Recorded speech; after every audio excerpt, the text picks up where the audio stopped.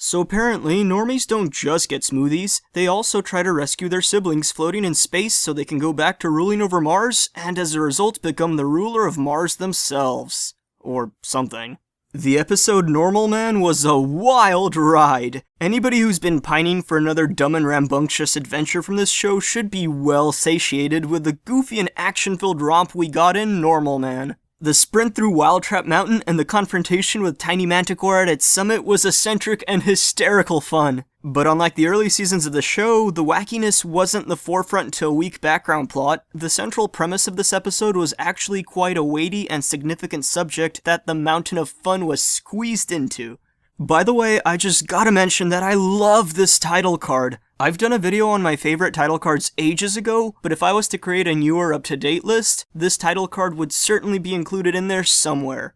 But let's get back to discussing the characters and events of this episode. In Normal Man, Tiny Manticore, after years of being messed with by Magic Man, has snapped. He sees a chance at revenge against his former tormentor, and he wants that revenge bad. He wants Magic Man, who's now Normal Man, dead by his own hand. And he's even willing to kill Glob to accomplish that goal, who for the most part is an innocent bystander in all this. Tiny had his psyche debased into something that can very well be considered a reflection of Magic Man. He's sort of become that which he hates. He no longer cares about the harm he's inducing to others as long as he can get his rocks off. While Tiny Manticore often feels more like a plot device rather than a fully realized character, he's written with this conceit in mind. He's purposefully written to be this rigid, over-the-top, nearly unrealistic sort of one-note character, and it works great in context.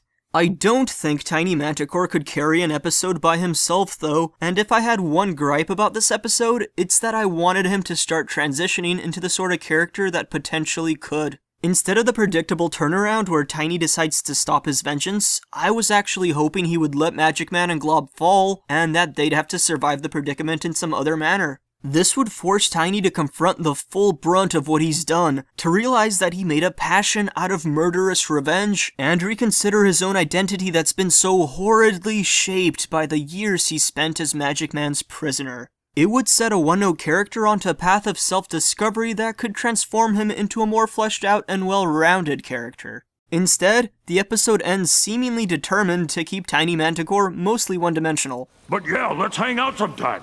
I'm getting a phone soon. It is kind of interesting that, in the end, Tiny makes friends with a person who was formerly his abuser. But it just didn't feel earned. Tiny is a character we laughed at plenty, but we never really connected with him or put much emotional stake into the relationship between him and Magic Man. He was a joke that could serve as a plot device when necessary, but he was never actualized into a real character. And that's my one and only gripe with this otherwise amazing episode. Finn and Jake are straight-up supporting characters in Normal Man, but I personally love it when they are designated to this role. When Finn and Jake's involvement is spread throughout most of the episode, but is limited to simply helping another character who is the focus, I find that they always end up as comedic genius. I would easily give my two favorite jokes of the episode to Finn and Jake. What you see, boy? Show Daddy. I do see something, but you're making it weird.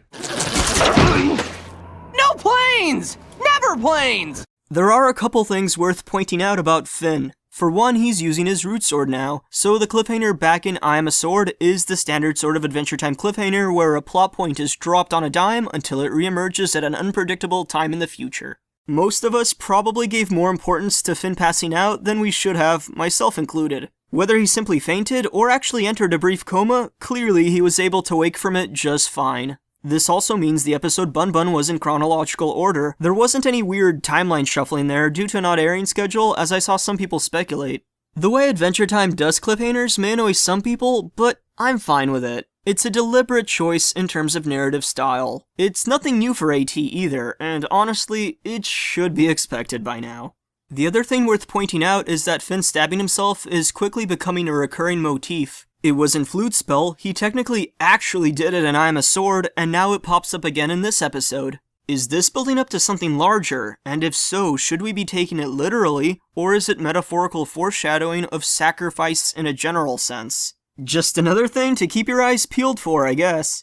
And now let's discuss the main character of this episode, which it is named after, Normal Man. He is trying to pick himself up after being separated from his Magic Man persona, and he decides that he wants to help others. Specifically, it's the people of his past Martian society which he desires to help now that Grob, Gob, Glob, and Grod have left it behind. Magic Man was the world's biggest jerk to these people, literally throwing them under the bus. And in fact, the procedure that went awry and turned Magic Man into Normal Man was all in order to make it rain on Mars in a bad way. This was the last motivation Magic Man had before becoming Normal Man, so of course he'd feel an immense amount of guilt about it. And that's a thing I really appreciate about Normal Man. He's very keen to insist that he's no longer Magic Man. He wants people to know he's a different person now, but he's not excusing the fact that he was Magic Man. Normal Man accepts all the things he did in the past. He doesn't try to excuse them by saying his identity was different. He accepts full responsibility and hopes those around him can forgive him.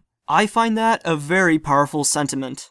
At the end of the episode, Normal Man finally activates the teleporter he hasn't been able to use for 200 years. It requires caring for and loving others to activate, which visually demonstrates how deeply Normal Man cares about the people he's wronged. He truly wants to return to them and help them, and Glob realizes Magic Man is truly ready to take his place.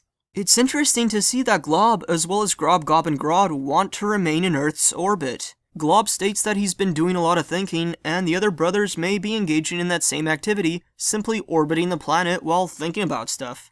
The last time we saw Glob, though, he gave some great advice to Finn. Well, it's not enough to have created something amazing, right?